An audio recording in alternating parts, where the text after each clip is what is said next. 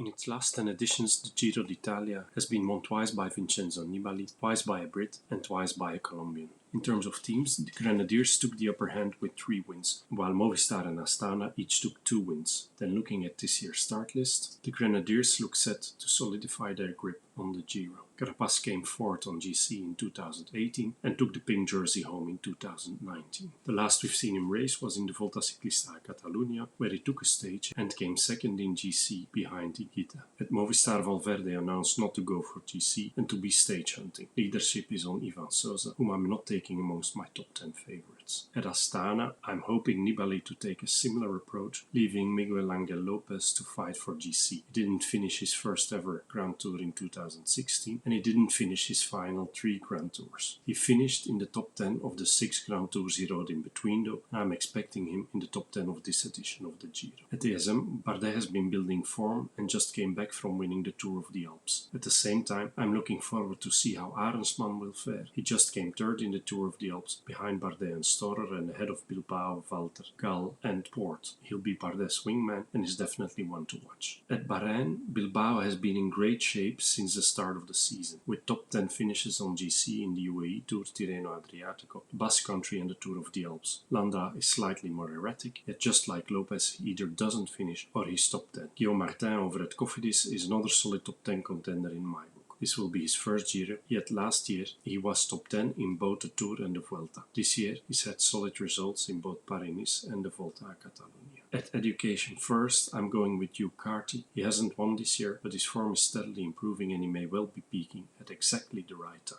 Almeida is the sole leader at UAE. He came 4th in 2020 and 6th in 2021. This year he's been top 10 in the 3 stage races he entered, UAE, Paris and the Volta a Catalunya. I'm expecting a lot of him. Finally, it's hard to ignore Yates for the top 10, despite his results being quite inconsistent. This leaves me with 1 spot in the top 10, which I'm granting to Tobias Vos of Jumbo-Visma. I'm simply not trusting Dumoulin's form, so I expect them to end up riding for Vos. His form is a bit of a question mark though. He's only been racing selectively, and the last time we saw him racing was towards the end of March. Talking about race days, here's an overview of the number of race days in the run-up to the Giro, showing 2 clear outliers. Only 7 race days for Vos and 32 for Bilbao. In terms of kilometers raced, where most have raced around 3000 k, Bilbao has already done 5000 and Vos only 1000. Here's an overview of the favorites whom already smelled victory in 2022. In terms of stars, based on past performance